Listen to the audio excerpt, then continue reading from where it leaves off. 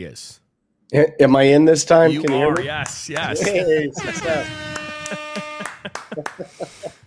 So first off, Kevin, welcome to Inside the Game here on the National Soccer Network. Thank you. Thank you for having me. Well, we have a blast having coaches on, and we love to pick your brain about the season, about what it's like to coach in the Horizon League, and the first one I want to dive into right away. In the open, kind of introing you into our broadcast, we talked about how the challenge of staying atop, right, and you've been able to do that 3 years in a row, obviously in your fourth season. How are you able to do that in an environment where being consistent is probably one of the most difficult things you can do? Yeah, no, that's a great question, actually. And that was a challenge we faced really starting that second year for me was how to manage exactly that. We just, we stay true to our values. We stay true to our training environment. We try and hold a really high standard at our trainings. So if a training isn't hitting where it needs to, I will stop the team and bring them in and say, this isn't meeting our standards. And if we can't consistently train the way we need to, we can't consistently play the way we need to. So the biggest focus is that. And then, we never look ahead. We are one game at a time. So right now we're all about Thursday's game, and that's the only thing that matters to us. No, and that's obviously great. And most coaches we talk to kind of share that same sentiment, right? I think we oftentimes, as a society, as a culture, we're always looking ahead, right? Oh, we're gonna win the championship, we're gonna win the tournament, but really you have to worry about that next game because you couldn't get there if you didn't win the next game anyways, right? So, the Horizon League just got underway, right? It just got underway here this last week. I know a lot of teams, they go into these environments in the preseason, and they're trying to play the toughest teams. They play a lot of like Big Ten, ACC, right? You try to play these tougher schools to get you ready for what you're about to go through in your Horizon League. And so your record 5-4-1 is obviously based on the fact that you scheduled a really tough schedule going into your preseason. How does that prepare your team for this long Horizon League run? Yeah, that's a good question as well. We kind of called that stretch that we went through the gauntlet, where we played quite a few good teams in a row. I mean, where were we? We were at Wisconsin, we were at Michigan State, we hosted Northwestern, we were at North Carolina, and we were at Minnesota, right? So a pretty tough stretch going through that. And the concern from a coach is you don't want to lose your team's mentality going through it. If you don't find success, right, how is your team going to respond to that? Do you lose them? So trying to manage those pieces. But I feel like, one, if you want to be able to beat them come playoff times, you better go play some of them, right, and get an idea of what that level's like. Two, every game we play is a learning experience. If we can get better playing against those teams, and if we can get more competitive, and we're just going to be better in the long run. And then three, and this is really the critical part, if we can pull a win or two going through that gives us a top 50 win. And when you start talking RPI and trying to get in that large or trying to get a seed or something like that in the tournament, you need to have a top 50 win. So we've managed to survive it, and we got a top 50 win in the win over Minnesota, and we got a tie over Northwestern. So we've got a couple results to go with that gauntlet. And the other part of that is obviously, playing against the likes of North Carolina and Michigan State, who was ranked 20th at the time. Obviously, those games did not go as well, especially the MSU game. But what were your biggest takeaways? Because yeah, not pretty, but sometimes you need those games because they kind of launch you in the right direction because you don't want to feel that same thing again. So that can kind of tend to bring players and whatever together. What were your biggest takeaways from maybe those games, the ones that got away from you? Especially the MSU game. It's really just that game. I don't know if we got Murphy's Lot or what happened to us on that one, but the game before, the Thursday before, we had a game and we took a red card to our goalkeeper 20 minutes in. And the result of that is we got scored on in the situation, and then we played for 70 minutes down a player trying to score a goal. And we did incredibly well. I mean, we ended up losing. We didn't get the goal, but I was very proud of the character our team had in that 70 minutes, the amount of work we put in. The problem is we ran our legs off. So then 3 days later, we're at Michigan State. And the day before, the training wasn't good. I was talking about our standards. It was not up to our standard, and I wasn't happy with the training. And that just carried into the game the next day. I think it was 2-0 at half, so it wasn't out of control, but we weren't good. And then the second half, I mean, when you talk about wheels falling off, they fell off, and then the cart fell over, and everything you can imagine went wrong. I mean, there was things happening in that game that you see once every 10 years maybe, and they Mhm. were happening multiple times. I mean, I don't think I've seen one of my own players kick a ball into her teammate and have it bounce off and go in our own goal for a goal. I don't know if I've seen that in 20 years, and it happened twice. Right? And that Ugh. was the day we're having. And then Michigan State, it's their senior day, and they're having a great time. And he's subbing players in that I couldn't get to come on visits with us, and they're super excited and scoring the eighth goal. And of course, when it got to six or so, I started subbing our starters off, and they were already exhausted. So I was like six, eight. Yeah, I didn't expect right. nine, but at the end of the day, a loss is a loss, even though that's a painful one. Well, and going into Horizon League play, obviously there are big expectations for you guys with what you've done over the last 3 years, and there should be. And despite that, we talked about how competitive the conference can be, but you guys have been on a roll in the conference, so looking to continue that. But when you look around the remaining parts of the Horizon League and everybody else that's in that mix, who do you think will give you the biggest test this season? No, I think Northern Kentucky is really a formidable team this season. I knew that coming into the season. We've played them the last couple of years in the final, so I would say they're the team out there that is a challenge. And then Wright State's off to a pretty good start to the Horizon League, so they're somebody to be concerned with. And we figured Detroit Mercy coming in, and there's a few of them. And the thing is about this conference is the home and away factor is massive because of our distances to travel. So whenever you're having to travel, it's going to be highly difficult, and I think everybody faces that.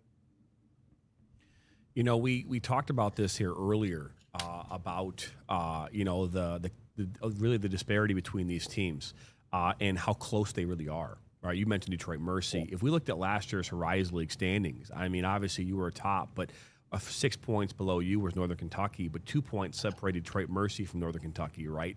And then there's a bit of a drop off. Robert Morris is obviously, and then IU Indy, and so the middle of that table tended to be a little less as far as what the rest of the table was. But that's not a common thing we've seen over the years in the Horizon League. Typically, again, you're seeing teams very, very close to one another towards the end of the season. And you mentioned the home and away, right? Where, like, for example, you're coming to Detroit here in October to take on Detroit Mercy, and then that same weekend you're taking on Oakland. That's a tough road to travel into here in Michigan, and you were just talking about that. Yeah, it's very difficult, and I haven't even played since I've been here. We haven't played at Detroit yet, so that tells you that we've had a rather convoluted schedule in the Horizon League. Next year, when we get 12 teams, it balances out finally. But so this will be my first trip to Detroit, but I know that or to Detroit Mercy, but I know that they have a turf field. I've heard it's very difficult to play on. Now, when you go up to Oakland, you don't know if they're going to put the game on turf. You don't know if they're going to have it on grass. I don't know what decides it for them. Probably whatever competitive advantage they think they can get. But so now you're potentially on an entirely different surface. Usually when you're there, the weather isn't cooperating. So there's those type of challenges. I mean, even the trip we just went on, Robert Morris and Youngstown State, this was our third time to Youngstown State in the last 4 years, and the first time we came away with a win. The other two times were both ties. Right? It tells you how tight that is. And people think, they look at us and go, okay, well, Milwaukee usually wins this league. Well, they don't realize most of the games are 1-0 games or 2-1 games. I mean, they're incredibly close.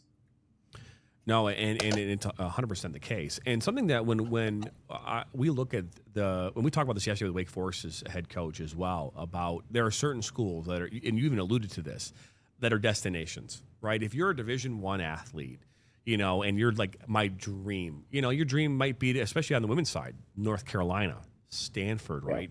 Teams that have been historically national championship. I mean, you think about the dream, right? I don't know if a player is going, man, Milwaukee's where I want to go. And that's not to be like a knock on Milwaukee, but it's like, from a standpoint, I want to play Division I soccer. It's first, Stanford is first, and then so do you look at Milwaukee as a destination school in the Horizon League, or is it like you're setting players up to go on to that to the next chapter, right? Just to go to an MSU, to go to a Michigan, to go to a Stanford or North Carolina? Yeah, I do. I think we're a destination. We're not Stanford and we're not North Carolina. We don't have that either academic prestige that Stanford has or just the historical soccer prestige that North Carolina has. But those are rarities, those two. There's probably only 5 or 6 of those out there. And I put us in that next, you could say 50 destination schools. And why are we a destination school? We have a great school. We have an incredible city to live in. And then our team culture is unbelievable. I mean, to win, what have we won? I don't know, 24 conference titles in the last 26 or 27 years. And that is with 4 different coaches or 5 different coaches. So that is not coach based. That is culture based. That's about this program. So if you're a player out there, you want to go somewhere and get a good education and have success and play for trophies every year, we're a pretty good place to go. And then you look at what we're turning out. I mean, we turned out 2 pros this year. We turned out 2 pros the year before. We turned out a pro and a assistant coach who went pro as well, right? So 6 in 3 years have gone on to play pro. That's a pretty good, production on our end, right? So if players want to go on and go to the next level, right, and have a great experience in college, we're the place.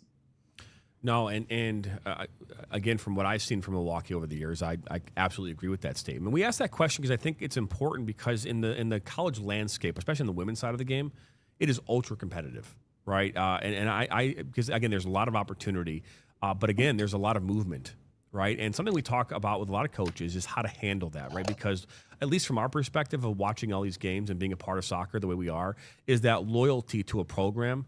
I don't know if it exists anymore. Right, because of the transfer portal, because of the NIL, is loyalty still a thing? And how to keep players in 2025 is way different than keeping players in 2019, 2015, And so, from a recruitment standpoint, when you're going out there and looking for that player, looking for that Milwaukee Panther, right? What is the characteristics that you're looking for that will make them want to be a part of your program for 4 years and not treat you as a way to go to another place, after a couple of years in the program? Yeah, usually when you're going through it, you can kind of get an idea what type of character the player has and what their movements like. Telltale signs are, have they jumped clubs a lot? Right? If that's the case, then you know that they're probably not somebody that's going to stay loyal. We highly value the intrinsic piece that comes with a player, the heart, the drive that they have, the things that you just can't teach. Right? Anybody can identify the soccer parts. But the inside, who they are, right? Those are always tougher to try and discover. And part of the way to find that out is talking to coaches that you trust, right? And they can lead you on into that direction. And then for us, once they come in, it's them joining our culture. It's them learning what our values are and hopefully buying into them. We've been fortunate. We have not turned over a lot of players. And the only reason we turned over players this last year is because of this roster rule that went in, and that caused problems for us because we've typically had a bit of a bigger roster and we had to cut down numbers just to get to that. And I hated it. Our team hated it. The players that got pushed on hated it. Like it wasn't good for any of us. And that was the first time that's really happened to us. And in terms of players, coming in and then leaving us to go to greener pastures, that hasn't happened. And it hasn't happened mainly because what I said, we have such a good culture and it's a winning program and you can find success here, and they realize that when they're here.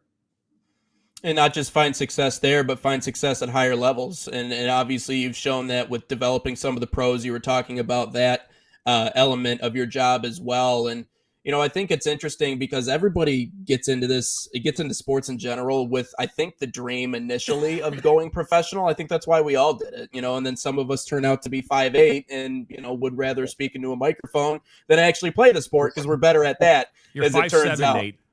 5'8" on a good day. Okay.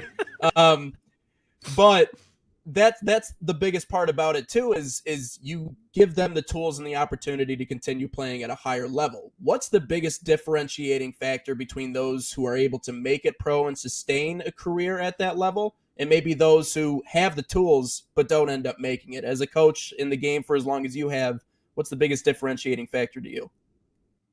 I think it's the experience that they have when they get into it. Is it a positive entry experience or is it not? Mm. There's a lot of times that they go professional and that first year is absolutely miserable for them. They don't get treated well. It's not a good program they've gone into and they don't enjoy it. And they've got this major that they've just graduated and sitting to the side that they know that they can go pursue their career that they took their education on, and they end up stepping out to go into that because of that reason.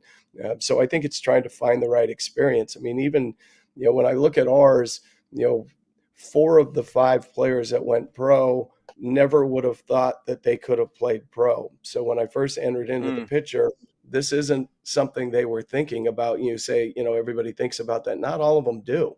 And they weren't. They didn't think that they were pros. It was me going to them really and saying, hey, what are your thoughts on playing at the next level? Right. And starting to plug that on. And, so then you start wondering, well, what is it that propels them on? And I think from our program, I think when they get in our program, because our culture is good, because we do have success, they have fun and they enjoy it and they get better the entire time. So by the time that they finish their 4th year with us, they've developed quite a bit. They're usually an impact player on the field for us and they're having fun and they don't want to be done. They're not ready to be done. It's Yeah. just they're enjoying themselves. And that's the way it should be. Right? And I think that's the part when you start talking all these transfer portal stuff and everything that's going on nowadays with players trying to find greener pastures every chance they get. I think what they're missing out on is the college experience to me is the greatest playing experience. Right? And why is that? It's because you're playing highly competitive games, no matter where you are, even what level you are. They're highly competitive with your team, against your rival, against your conference, against whoever you match up with. And you're doing it with what ends up being, your best friends for life, right? I mean, your college teammates you stay in contact with your whole life, right? So you've got this incredibly close group of people playing incredibly competitive games.